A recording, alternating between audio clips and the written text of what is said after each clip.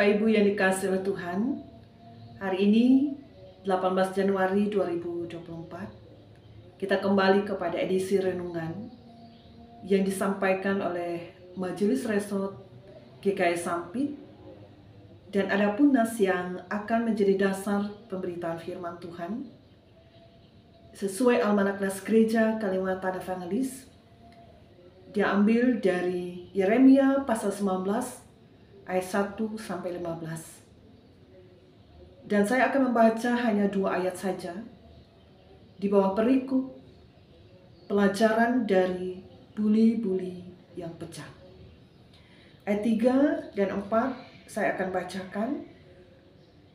Dengarlah firman Tuhan, hai raja-raja Yehuda dan penduduk Yerusalem.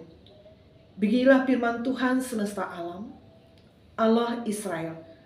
Sesungguhnya aku akan mendatangkan malapetaka kepada tempat ini, sehingga telinga orang yang mendengarnya mendenging. Sebab mereka telah meninggalkan aku, telah memberikan tempat ini kepada Allah asing, dan telah membakar korban di sini kepada Allah lain yang tidak dikenal oleh mereka sendiri, dan oleh nenek moyang mereka, dan oleh raja-raja Yehuda. Mereka telah membuat tempat ini penuh dengan darah orang-orang yang tidak bersalah. Demikian firman Tuhan. Bapak, Ibu, Saudaraku, dalam ayat ke-6 ada tempat yang disebutkan dengan Topet. Topet adalah sebuah lokasi di bagian barat Yerusalem, tepatnya di lembah Ben Hinnom.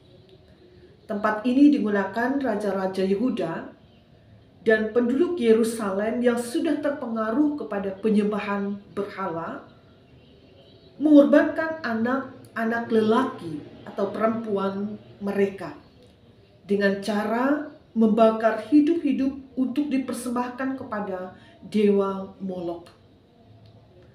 Topet ini menjadi sinonim dengan neraka dalam dunia Kristiani.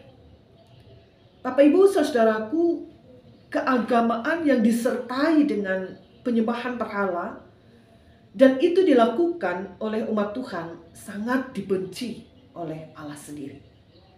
Dan ini sangat memunculkan kemarahan Allah yang maha dahsyat. Penghukuman sekaligus penghancuran terhadap tempat-tempat penyembahan berhala dan pelaku penyembah berhala yang telah menyakiti hati Tuhan itu pasti.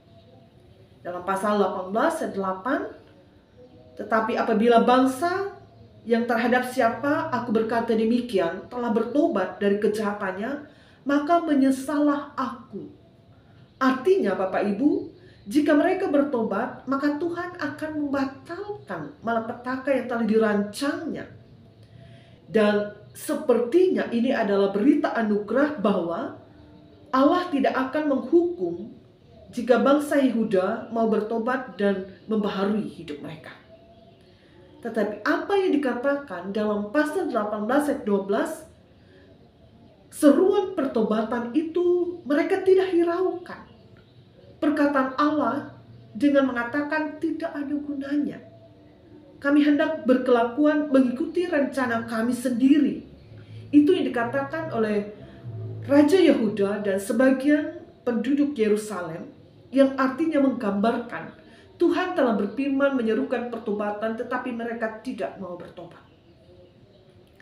Bapak, Ibu, Saudaraku yang dikasihi oleh Tuhan, bahkan mereka bersepakat melawan Nabi, terutama Nabi Yeremia ketika itu, yang telah menyampaikan firman Tuhan kepada mereka. Dengan perlawanan itulah Nabi Yeremia berdoa, memohon supaya Tuhan bisa melawan musuh-musuhnya itu. Nah, dalam pasal 19 ayat 1 sampai 15 ini, Tuhan mendengar seruan Nabi Yeremia dan memberikan perintah kepadanya. Ayat 1, secara singkat saya katakan perintah Tuhan kepada Nabi Yeremia untuk memperkatakan firman ini kepada musuh-musuhnya, dalam arti raja-raja Yehuda dan sebagian penduduk Yerusalem yang telah melawan Allah dengan melakukan penyembahan berhala. Ayat 1 dikatakan, pergilah, belilah atau pergilah membeli buli-buli. Lalu ayat kedua, berangkatlah ke tempat lembah Ben Hinnom, serukanlah perkataan yang kukatakan kepadamu. Ayat ketiga, aku akan mendatangkan malapetaka. Lalu ayat keempat, sebab mereka telah meninggalkan aku, mereka membuat tempat ini penuh dengan darah. Lalu kemudian Bapak Ibu Saudaraku, ayat kelima, mereka mendirikan bukit-bukit pengorbanan yang bernama Topet di lembah Ben Hinnom untuk membakar anak, lelaki, dan perempuan. Suatu hal yang tidak pernah kuperintahkan dan yang tidak pernah timbul dalam hatiku. Itu perkataan Tuhan. Apa yang mereka lakukan dalam bentuk penyembahan berhala itu, suatu hal yang tidak pernah kuperintahkan. Itu kata Tuhan, dan yang tak pernah timbul dalam hatiku, tetapi mereka lakukan.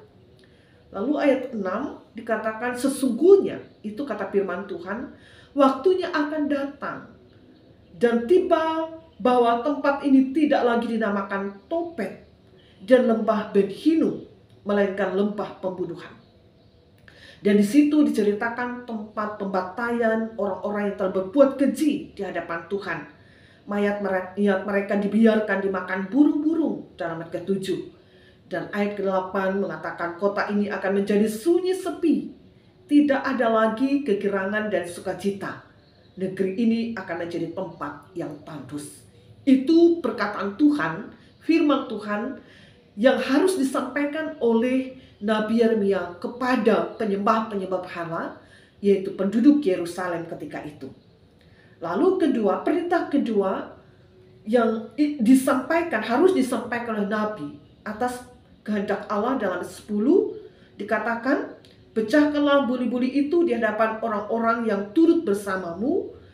Dalam hal ini memberikan pelajaran kepada kita yang pertama, bahwa Tuhan sangat benci terhadap penyembah-penyembah berhala, apalagi disertai ritual-ritual yang tidak berperi kemanusiaan dengan mengorbankan manusia. Yang kedua, pemecahan buli-buli ini sebagai lambang segala sesuatu telah terlambat. Seruan untuk bertobat, tetapi mereka tidak bertobat. Akibat dari pertobatan, akibat dari tidak bertobat adalah kehancuran dalam malapetaka yang ditimpakan. Jadi pemecahan buli-buli itu sebagai gambaran hukuman Allah yang sangat dahsyat. Dan itu harus disampaikan kepada umat Israel ketika itu. Lalu pelajaran yang kedua, buli-buli itu dalam bahasa Yunani bakbuk sebenarnya barang berharga. Sebagai lambang bahwa bangsa Yahudi itu adalah bangsa dan umat pilihan yang berharga di mata Tuhan. Meskipun berharga, akan tetap mendapat hukuman kalau mereka tidak taat. Jadi kesimpulannya menjadi perenungan sebagai pelajaran yang kita ambil dari nas ini, Bapak Ibu. Pelajaran dari buli-buli yang dipecahkan sebagai peringatan yang keras bagi kita umat Kristiani. Jangan kita katakan bahwa kita sudah ditebus oleh darah Kristus, lalu seenaknya menjalani kehidupan dan berkelakuan sesuai dengan rencana dan keinginan kita sendiri tanpa memperhatikan firman Allah. Pemecahan buli-buli ini sebagai peringatan bahwa Allah tidak segan-segan menghukum umatnya kalau tidak taat terhadap firman-Nya. Dan inilah yang disampaikan oleh Allah dan harus disampaikan oleh para nabi kepada umat Allah. Seruan kepada pertobatan, dan jikalau tidak bertobat, maka penghukuman itu akan terjadi dan pasti. Tetapi seruan pertobatan sebelum penghukuman terjadi disampaikan. Barang siapa bertobat dari segala kesalahannya, maka dosanya akan diampuni. Dan ia dilayakkan oleh Tuhan menjadi milik kepunyaan Tuhan yang dipenuhi dengan berkat Tuhan dalam hidupnya. Amin. Mari kita berdoa.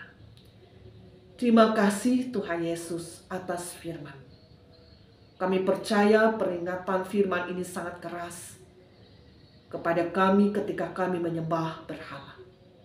Bahkan melakukan ritual-ritual yang tidak berperi kemanusiaan.